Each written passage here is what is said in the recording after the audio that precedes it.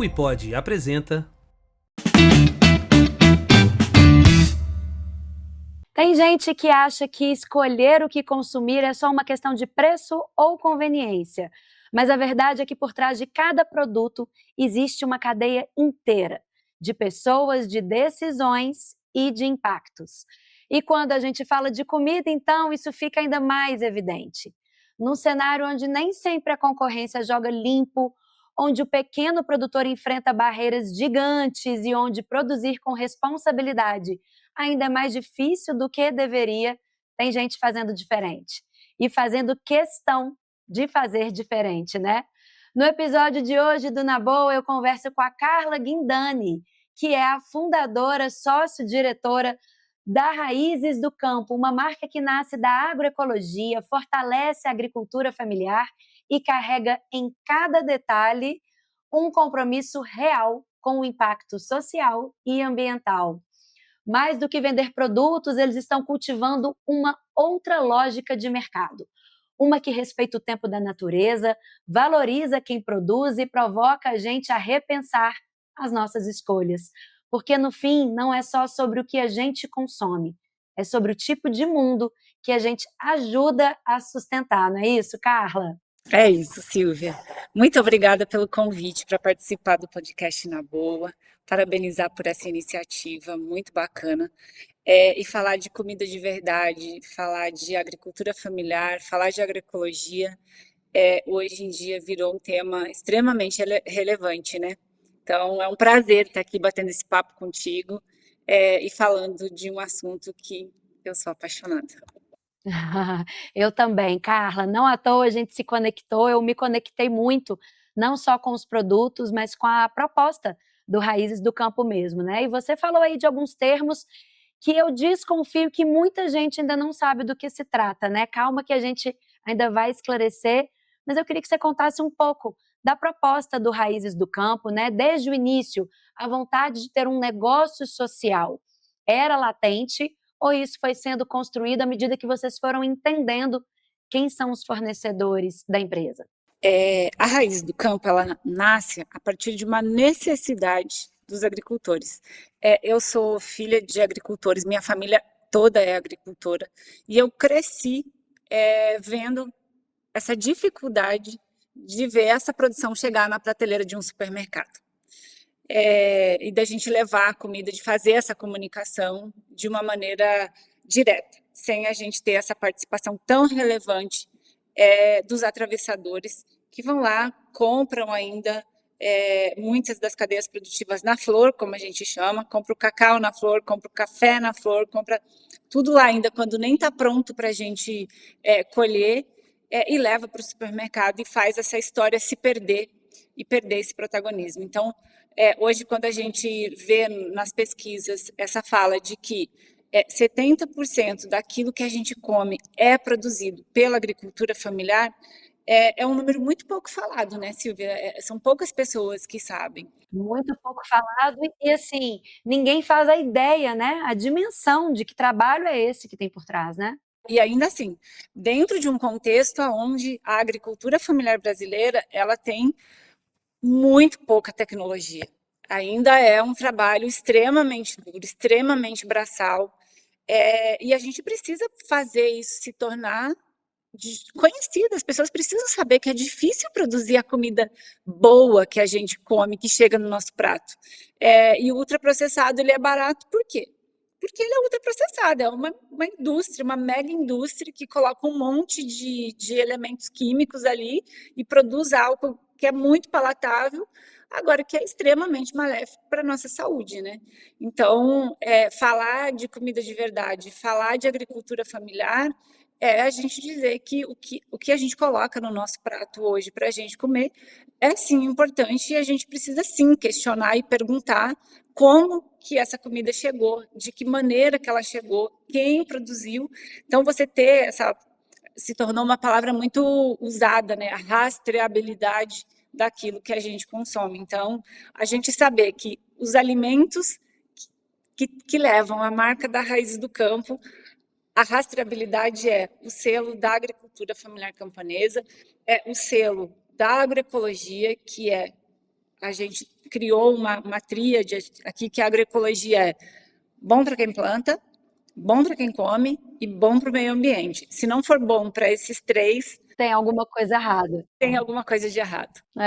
Bom, já era a próxima pergunta para você, né? Para que todo mundo tenha esse mesmo entendimento, o que são os alimentos agroecológicos? E aí eu já emendo aí numa segunda pergunta, como é que é feita essa curadoria desses produtores aí pelo Raízes? Dentro da concepção da agroecologia, ela tem muitos estudos, é uma ciência de produção.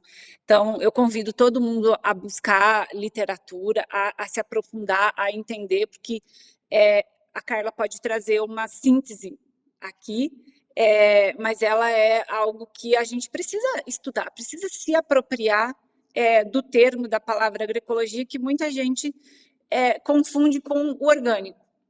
O orgânico, ele é muito importante e ele tem um fator que é o controle do insumo químico usado na sua produção. Então, o orgânico, ele não pode levar veneno, que é aquela palavrinha que nem todo mundo fala, mas a maior parte dos alimentos que são, dos 30% aí que são produzidos pelo agronegócio, é veneno que predomina, né, que leva aí na frente desse negócio. E a agroecologia, quando a gente desenvolveu uma metodologia aqui na Raiz do Campo, que eu gosto muito de trazer, que é a espiral agroecológica. O que o espiral traz? Um espiral é um espiral, ele não termina nunca. Então, não tem assim, cheguei no topo da agroecologia, então esse alimento aqui ele pode ser... Não existe isso dentro da concepção da agroecologia. Sempre existe algo a se melhorar. E aí a gente construiu os 3 pilares da agroecologia. Quando a gente fala do bom para quem come, bom para quem planta e bom para o meio ambiente, a gente traz isso para o nosso espiral da agroecologia. Quando a gente fala do bom para quem planta, como que está sendo a produção desse alimento lá naquela comunidade? Tem políticas, e aí assim, quando a gente desenvolve o projeto Raízes do Campo, que eu acho que é bom dar essa voltadinha, que é difícil você pegar um agricultor familiar que tem uma propriedade pequena, desenvolver um produto, um alimento, para você colocar na gôndola do supermercado e você ter regularidade, padronização, volume. Então, é difícil você fazer isso com um único produtor, com um único agricultor familiar. Então, aqui performa algo que é muito importante, a gente faz um debate que é muito importante aqui na Raiz do Campo, que é processos de intercooperação. Como que você organiza as famílias agricultoras em cooperativas, por cadeias produtivas, para a gente criar volume, para a gente criar agroindústria, que consiga beneficiar aquele alimento, para a gente chegar e posicionar ele numa gôndola de supermercado e dizer, pode comprar, que aqui a gente consegue ter uma regularidade de entrega, com volume, Então, os processos de intercooperação na agricultura familiar é fundamental. Se a gente não trabalhar esse primeiro elemento, dificilmente a gente vai conseguir chegar numa gôndola de supermercado, ter um bom posicionamento e permanecer ali. Porque se for só um agricultor, a gente rapidamente sai dali, né? Porque vai ter uma ruptura de entrega. Como é que fica a questão dessa escala, né, para você ganhar competitividade no mercado, se a sua matéria-prima, já que a gente pode dizer assim, né, o seu produto, ele depende desses pequenos agricultores. Então, você já está aí respondendo. O negócio é trabalhar em rede, é isso? Exatamente. Hoje, no projeto da Raiz do Campo, a gente tem no mercado nacional mais de 3.000 famílias fazendo parte do projeto, porque é isso, assim, a gente precisa, e a gente conta nas nossas embalagens, tá?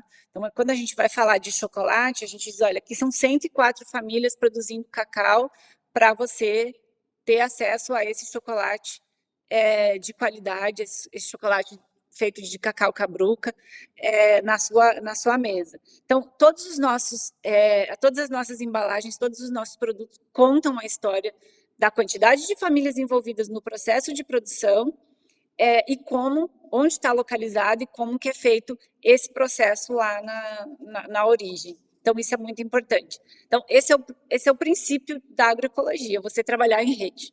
Depois você vai olhar naquela comunidade, como que aquela comunidade está organizada, está estruturada? Como que aquela cooperativa se preocupa em garantir o bem-estar? Hoje tem um debate, que é um outro debate, Silvia, que eu gosto muito, que eu acho que a gente precisa falar mais, que é a juventude tem saído do campo, porque o campo é um lugar feio. Esse é o estilo. Isso que é contado. Por quê? Porque lá não tem tecnologia, lá não tem acesso, lá não tem cultura, lá não tem. Então, é um lugar. A agroecologia precisa se preocupar. Os processos de produção agroecológica, precisam se preocupar com isso.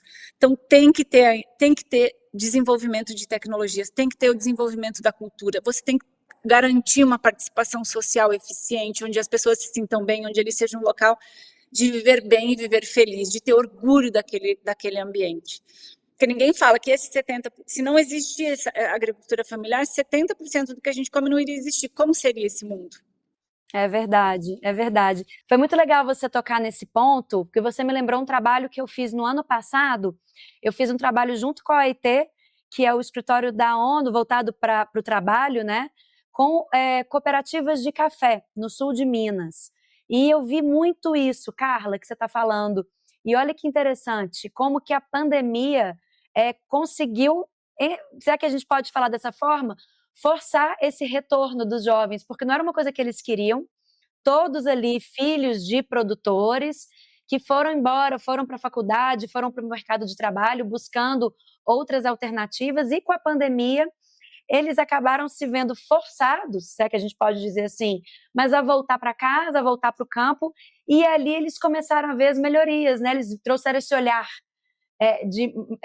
com as novas práticas mais atuais, e deram até uma profissionalizada, será que a gente pode dizer assim, né? Nessas práticas, mas realmente é um grande desafio mantê-los ali e deles enxergarem que é um mercado muito próspero e que mais que isso, que a gente precisa deles, né? Se a gente quer ter essa comida de verdade no prato, o ambiente também sendo preservado, a gente precisa desse olhar deles e esse trabalho deles ali, né? Para que tenha justamente essa continuidade que você está falando, né? Com certeza. Acho que um outro ponto, para além da juventude, é também o protagonismo e a participação das mulheres, né? Como que a mulher sempre teve o papel do cuidado da casa, do cuidado dos filhos, e lá na cooperativa, como que a gente protagoniza, como que a gente desenvolve políticas para que as mulheres se liberem desse trabalho do cotidiano, do dia a dia, e participam dos processos decisórios, dos processos produtivos. Então, esse também é um elemento que a Raiz do Campo aponta e constrói junto com as cooperativas para a gente ter essa história também do protagonismo das mulheres nos processos produtivos e de desenvolvimento de produtos e de alimentos aqui na Raízes do Campo. Então, o processo agroecológico ele leva em consideração todos esses elementos. Então, o processo de cooperação, o processo de participação social e, obviamente, o processo produtivo, que é você eliminar o uso de qualquer tipo de insumos químicos na produção dos alimentos. Obviamente, aqui na Raiz do Campo, a gente desenvolve, tem alguns produtos nossos que a gente coloca eles dentro da caixinha do processo de transição para a agroecologia. E que isso é muito importante porque nem todos os agricultores conseguem certificar a sua lavoura, porque também não é garantia de venda e é custoso. Hoje os processos de certificação são processos caros, né? Então como que a gente cria? A gente sempre comenta aqui, né? O que vem primeiro, o ovo ou a galinha? Primeiro a gente vende e depois a gente certifica. Primeiro a gente certifica e depois você cria essa demanda do mercado. Então a gente criou uma caixinha aqui dos alimentos em processo de transição, para a gente incluir também essas famílias e apontar que sim, existe um mercado, existe uma demanda e uma necessidade da gente disponibilizar nas redes de supermercado, e eu fico muito feliz, porque nos últimos anos a gente vem vendo esse espaço crescer dentro das redes. Antes você via o alimento orgânico, o alimento saudável, a agroecologia num lugar muito pequenininho da gôndola ali, né? E hoje você vê esse espaço crescendo, isso é bem bacana, né, Silvia? Eu imagino o mercado que deve ter aí em São Paulo, que deve ser realmente bem diferente do resto do país, né? Eu que estou aqui em Minas, né? Estou em Belo Horizonte, a gente vê, né? Já tem aí algumas alternativas, algumas possibilidades, e a gente percebe sim esse crescimento, né? Mas acredito eu que você deva conviver mais de perto aí com a potência de todo esse mercado, né? Agora, foi bom você falar dessa questão das certificações e da palavra rastreamento também, porque eu ia te perguntar isso. Como é que ficam essas garantias, então, do não uso de agrotóxico, mas mais que isso, das práticas de regeneração, de preservação do solo, de proteção das florestas, como vocês também levantam muito, né? Como é que é feito esse acompanhamento dos produtores e dessas práticas? A gente faz um trabalho muito alinhado e muito ajustado junto com as cooperativas. E tem uma coisa muito boa, Silvia, que é assim, quando você vai lá no campo trabalhar com o agricultor, com a agricultora familiar, já é preocupação. Já está ali no DNA da agricultura familiar o cuidado, o não usar o veneno, o cuidado com as nascentes, porque a família se alimenta daquele ecossistema. Eles já entendem a importância, né? Eles não vão comprar na cidade. É assim, eu produzo para o meu sustento e eu comercializo o excedente. Essa é a percepção e a visão da agricultura familiar brasileira, que produz esse 70% que a gente consome. Então, só isso já traz uma coisa para a gente. Opa, aqui eu posso. Quando você Uhum. vai numa grande fazenda de morango, duvido que o dono da fazenda vai lá e vai comer o morango, porque ele sabe como ele produz. Ele sabe que aquilo ali não é um alimento bom, não é um alimento de verdade. Você percebe uma diferença aí. Assim, para mim, eu sou a pessoa mais feliz do mundo quando eu vou a campo, quando eu vou visitar as cooperativas, quando eu vou visitar as famílias. Porque você sente a preocupação, você vê no olho deles ali, você vê na prática, no cotidiano, no dia a dia, o cuidado e o zelo com o ecossistema.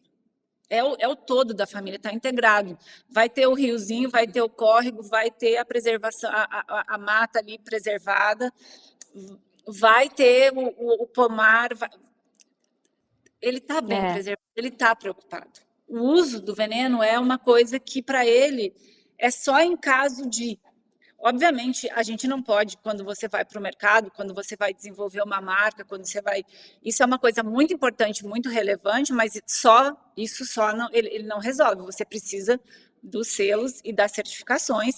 E aqui na Raiz do Campo a gente tem todos os selos e todas as certificações. Então, quando a gente coloca que o produto é orgânico, é certeza absoluta que ele está todo dentro dos padrões. Quando a gente não coloca, ela está dentro dessa categoria de o agricultor, a cooperativa está ali empenhado num processo de certificação coletiva, que hoje a gente tem esse processo das certificações participativa, né, que é uma metodologia nova que vem sendo implementada aí, e que eu acredito muito, eu gosto muito dessa metodologia, porque as famílias, são os agricultores certificando de uma maneira muito coerente o trabalho um do outro, e que aí você é de confiança, né?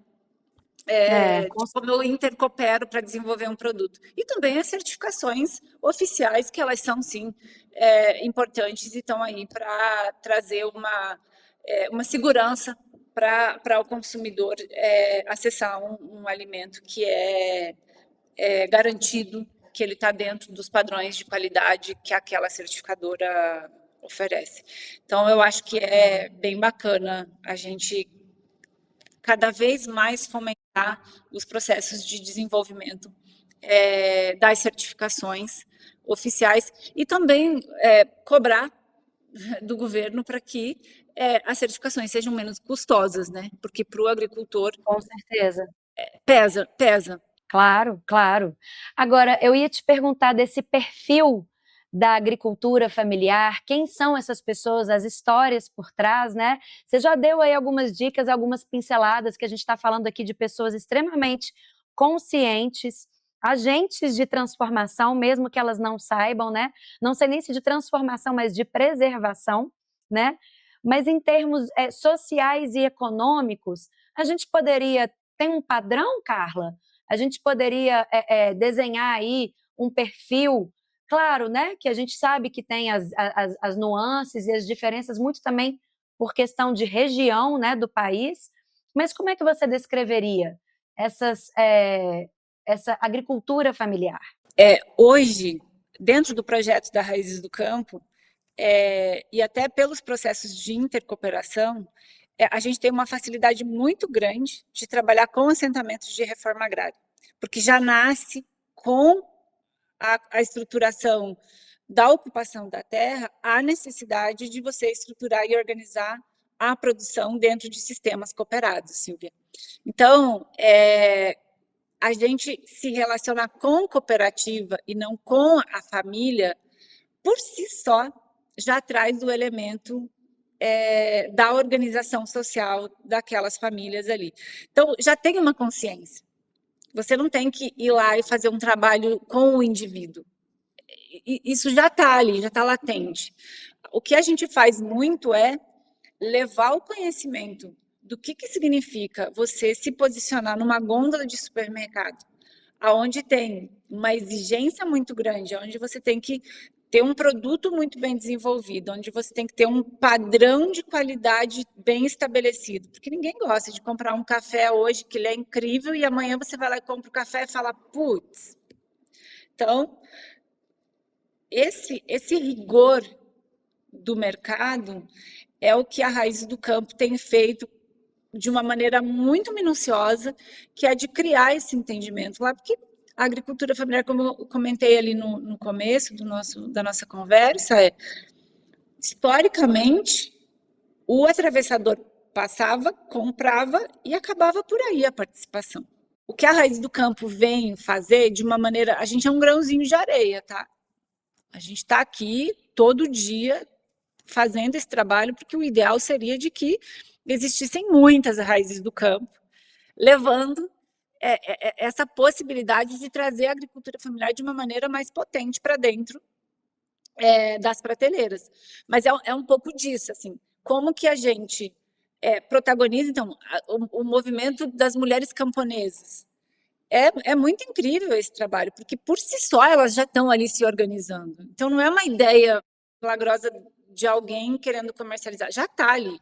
A gente só chega para discutir, para conversar e para desenvolver um produto que a gente vai contar essa história e outras pessoas vão se identificar quando chegam lá na gôndola do supermercado. E eu sempre falo assim, que da Raízes do Campo, assim, putz, a gente precisava ter muitas pessoinhas na gôndola ali onde está o produto, contando a história. Que é difícil, assim, é tanta concorrência, é tanta marca, que você fala, como que a gente dá voz, como que a gente faz as pessoas conhecerem essa história de uma maneira... Porque é caro fazer marketing, né? É caro você construir uma história de uma marca. Ainda mais com todo esse contexto, né? E com tantas histórias por trás, né? Exato. Quando a Raiz do Campo começou o trabalho, a gente tinha o desejo de ser representante das marcas da agricultura familiar, porque tem um monte de marca. E aí a primeira barreira foi como que a gente cria uma história e como que a gente faz cada uma dessas marcas ser conhecida. A gente tinha 23 marcas no portfólio. Não tem espaço na gôndola para receber 23 marcas. Então, foi quando a gente conversou com todo mundo e consensuou. Vamos pegar Raízes do Campo, e Raízes do Campo conta a história dessas cooperativas, dessas famílias. A gente faz uma coisa conjunta. Vamos se unir, né, para potencializar, né, para dar ali mais lá visibilidade. no processo de cooperação. A gente está cooperando. Exatamente. Mas olha, a primeiríssima coisa que me chamou atenção na embalagem de vocês foi justamente vocês pontuarem quantas famílias estavam envolvidas. E olha, geralmente aqui no podcast, eu sempre trago uma garrafinha de água, né, que eu vou conversando aqui, eu trago a minha garrafinha, mas dessa vez eu fiz questão de trazer o suco, tá? Eu, nesse podcast, eu não vou beber água, eu vou beber o suco de uva do Raízes e justamente aqui é a prova, né? Que a gente tem, ó, a questão dos selos e tem aqui a principal informação, que é a que eu gosto muito. Nesse suco, por exemplo, são 170 famílias envolvidas, né? Então, tem o selo da agricultura familiar também. Então, tá aqui, né? A prova de quem ainda não viu o produto, ó, tá tendo um spoiler aqui, eu já estou mostrando algumas informações aqui, né? E que fiquem mais atentos. Eu falo muito sobre isso, Carla. Leiam os rótulos. Ali tem informações que valem ouro, não só da qualidade do produto que você está comprando, o que você está ingerindo, né? Mas dessa rastreabilidade de quem produziu, como produziu, a preocupação daquela marca. E aí a gente começa a perceber o posicionamento das marcas perante todas essas questões que vão muito além das econômicas, que é sobre isso que a gente está falando aqui também, né? E eu acho que tem um fator, assim, Silvia, que a gente também precisa discutir e tem essa crítica, assim, e que é uma crítica verdadeira e real, que hoje você consumir um produto, um alimento orgânico, ele é caro, ele não está acessível para a população em geral. A Raízes do Campo faz esse debate muito, de uma maneira muito séria, como que a gente democratiza o acesso, e aí a gente fala que isso não depende do projeto Raízes do Campo em si, a gente tem essa preocupação. Agora, hoje, a gente democratiza através da tentativa e do trabalho de colocar e de disponibilizar no maior número de pontos de vendas possíveis para as pessoas que tiverem a condição acessar. E também a gente faz o debate da importância e da necessidade, da urgência da gente discutir políticas públicas para o desenvolvimento da agricultura familiar, para que faça com que a cadeia produtiva, lá do comecinho, também consiga reduzir os custos de produção através de tecnologia. A gente tem hoje no Brasil uma das logísticas mais caras do mundo. É absurdo o valor da nossa logística. Toda a nossa logística é terrestre e caríssima. Como que a gente discute, como que a gente implementa políticas de redução de custos logísticos para a gente chegar no mercado mais barato? E como que a gente discute políticas de redução tributária para a agricultura familiar, porque a gente se enquadra dentro do todo. E a gente precisa ter políticas específicas para a agricultura familiar, porque se 70% do que a gente come sai do campo, sai da agricultura familiar, a gente tem que discutir políticas para que essa produção chegue na prateleira do supermercado, chegue no ponto de venda, de uma maneira acessível para toda a população. Assim a gente cria escala e a gente oportuniza que todo mundo consuma uma comida de verdade, que a gente coloca comida de verdade no prato de toda a população brasileira e deixe de ser um alimento nichado, que é a forma como os orgânicos e os agroecológicos se posicionam hoje. E aí quando a gente fala, vamos abrir os custos de produção, o custo de produção lá do agricultor não é o que compõe o custo do produto que está lá na gôndola do supermercado. Eu acho que isso é muito importante. Quando a gente conta no suco, por exemplo, a gente não está. O que está dentro dessa garrafinha é o que tem de mais barato. Agora, para a gente entregar um suco de qualidade, como esse que você está tomando aí agora, a gente precisa de uma garrafa. Que é o que compõe a garrafa, a logística e os impostos são o que compõem o preço desse produto. E o alimento, aquele que interessa de verdade, ele tem menor custo. Então, são debates e são assuntos que a gente precisa conversar, Silvia, assim, e muito, muito, muito me agrada, me deixa muito feliz você criar esse espaço, criar esse ambiente para a gente poder trazer essas preocupações e também fazer as pessoas entenderem. Eu tenho uma história para contar que ela é perfeita. Eu estava no Espírito Santo, visitando uma rede de supermercado com um produtor de arroz lá do Rio Grande do Sul. A gente entrou num supermercado e tinha um pacote de arroz da marca da cooperativa dele lá no supermercado.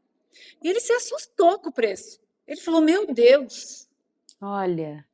Aí você vai lá com ele, você vai remontar essa história, você vai contar essa história, qual é o caminho que percorre para esse produto chegar ali e ter aquele preço. Você fala: poxa vida, a gente precisa conversar sobre um monte de coisas para a gente mudar essa realidade hoje e, de fato, todo brasileiro poder comer uma comida de verdade com um preço acessível. E eu acredito muito que isso é possível.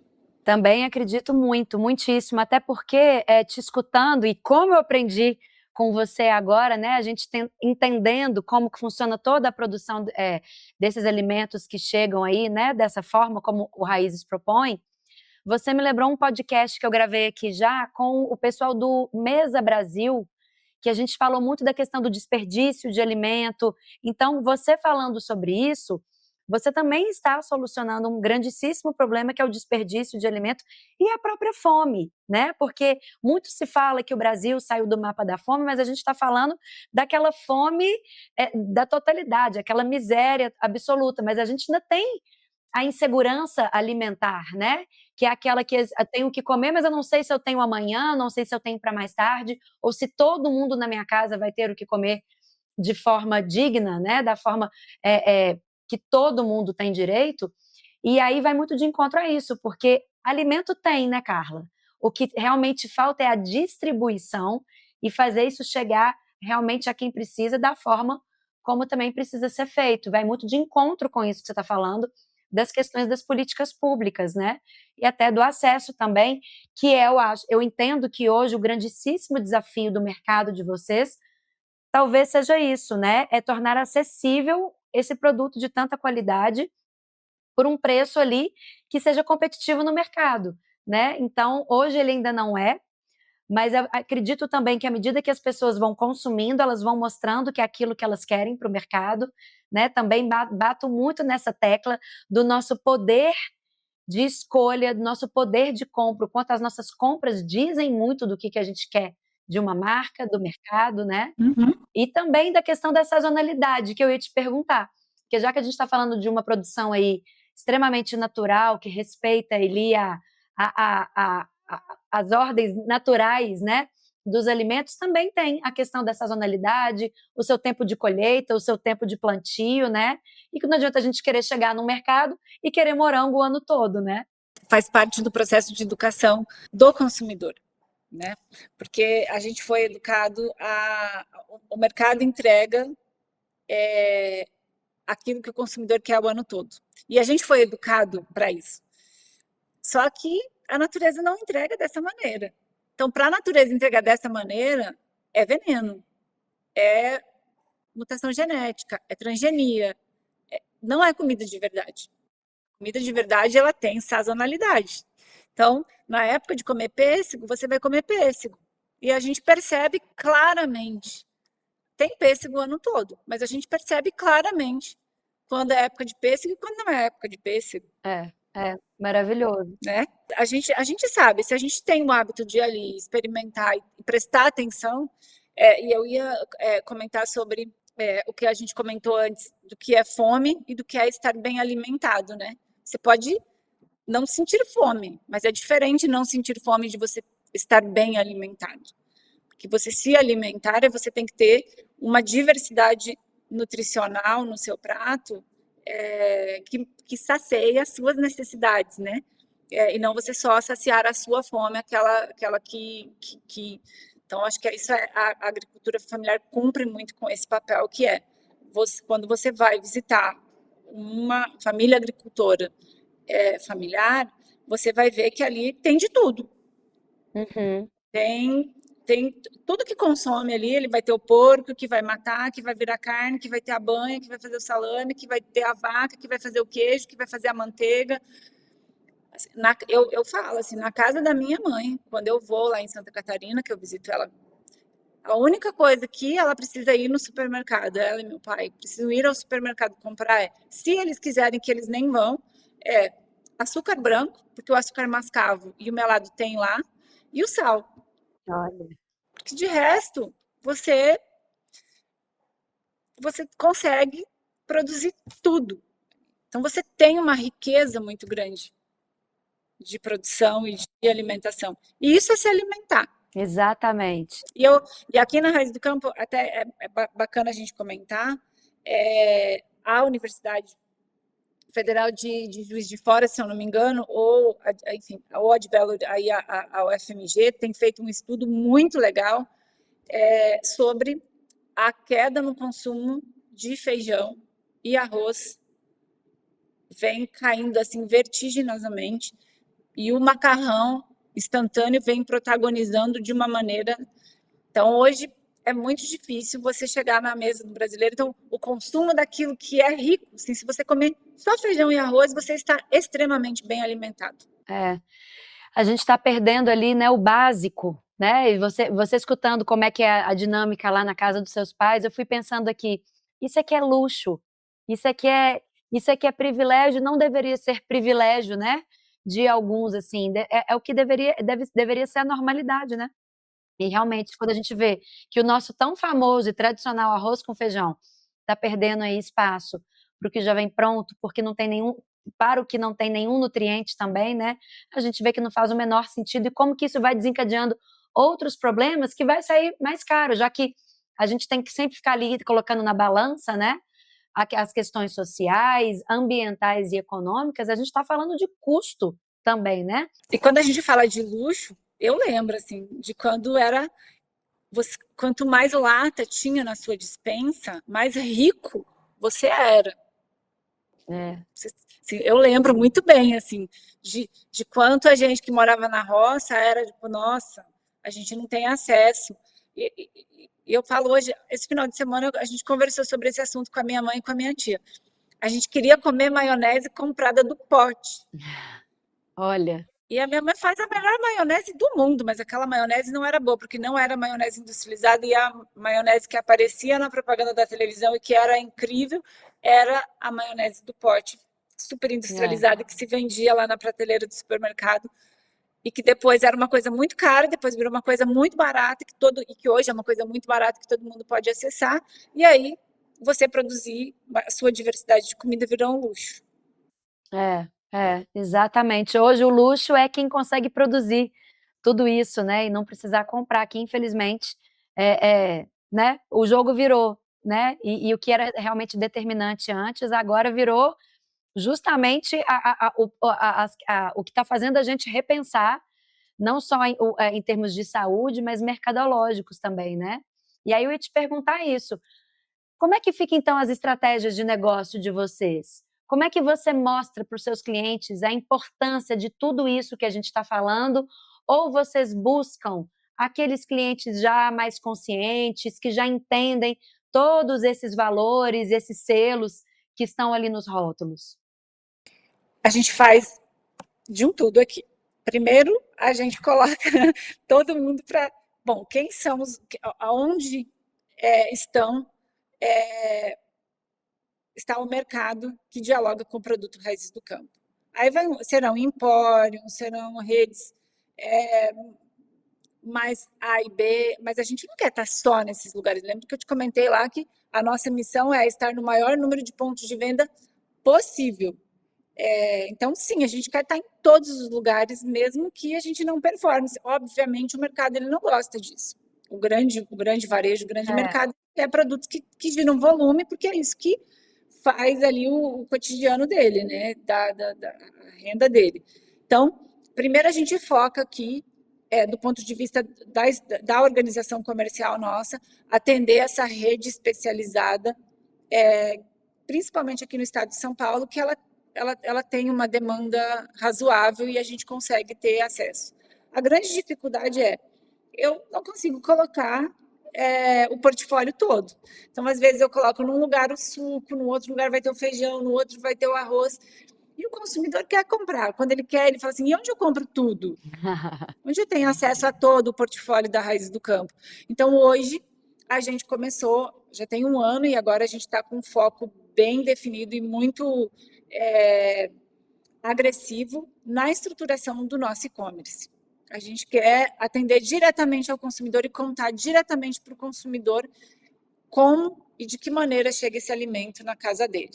Então, esse ano é o nosso foco total, Silvia. Assim, aí, obviamente, a gente vai seguir fazendo o nosso trabalho aqui nas redes, no varejo, mas o e-commerce a gente entende que hoje tem se desenhado a partir da pandemia, né? Todo mundo também criou a cultura do receber em casa, né? As pessoas não têm mais É, paciência de ir numa rede de supermercado e fazer a sua compra. Então, a gente está se estruturando e se organizando para fazer essa entrega por assinatura, por cesta.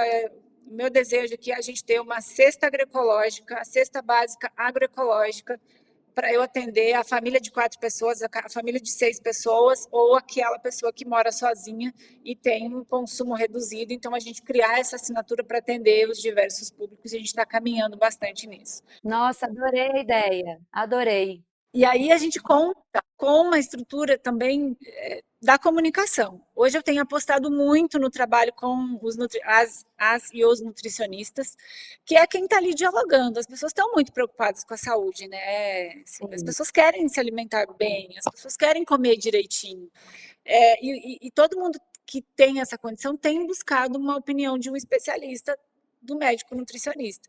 Então, a gente tem feito um trabalho bastante próximo com eles para a gente conscientizar, que é o trabalho de conscientização. Aqui é a gente fazer as pessoas entenderem que é aquele monte. A gente participa todo ano, a nossa principal feira é a Biofair Brasil e a Naturaltech.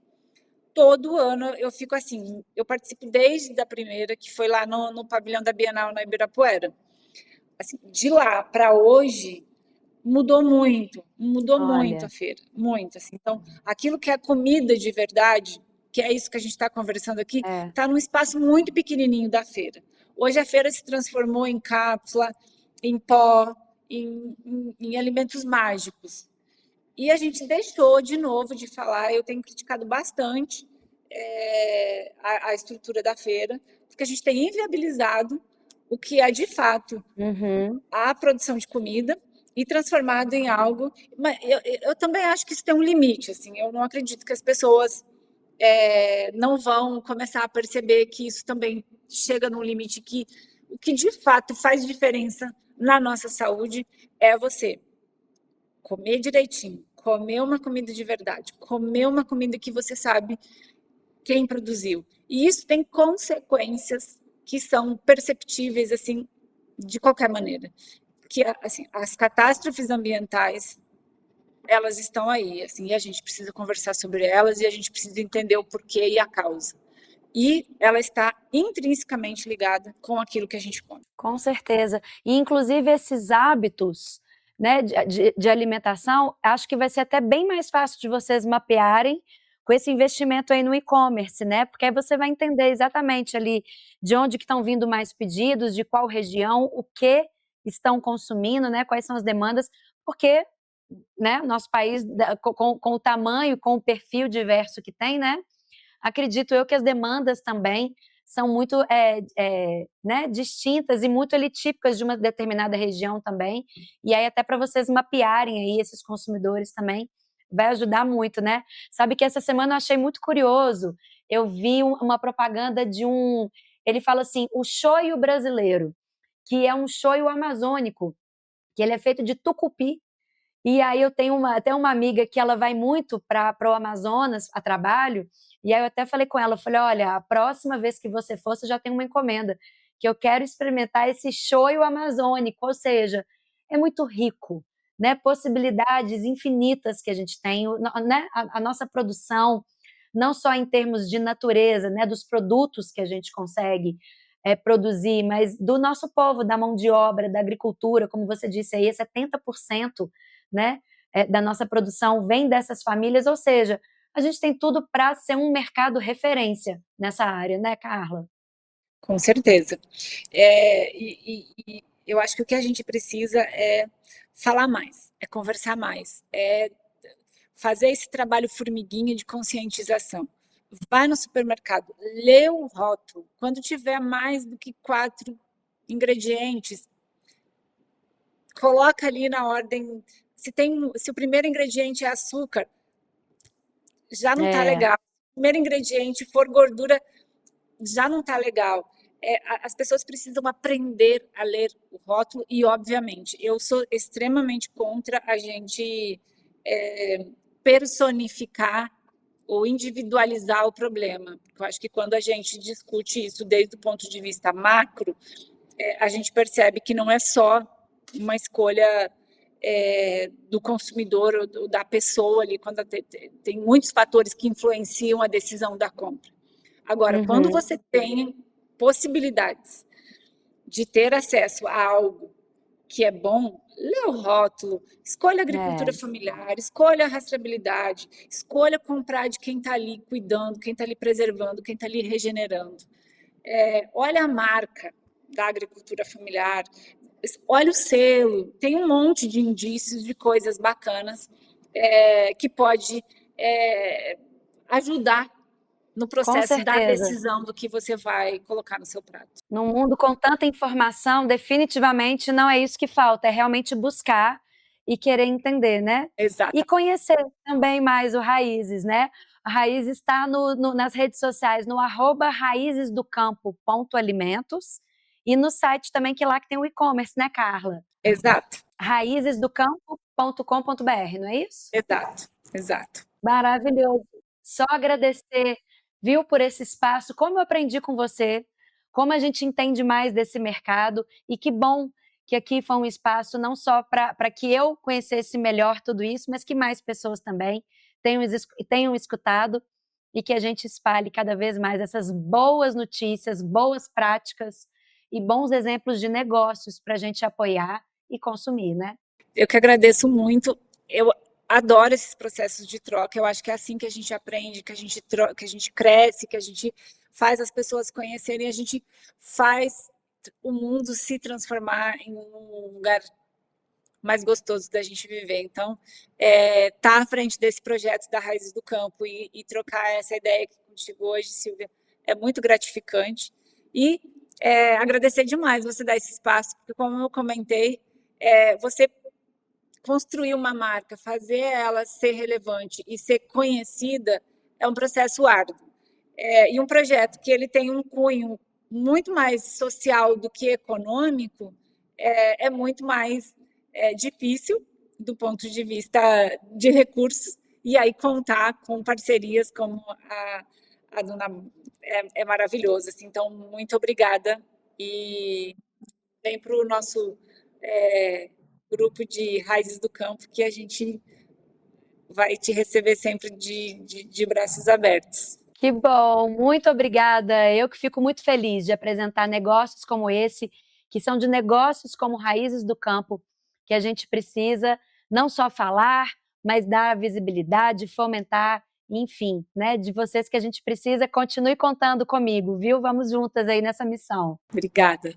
E você, gostou desse episódio? Siga o nosso perfil e o canal no YouTube e lembre-se de classificar o nosso podcast com 5 estrelas e, claro, compartilhe com os amigos. E tem também mais dicas como essa lá no meu Instagram. Você me encontra no @SilviaCastroDC. Um beijo e até o próximo episódio.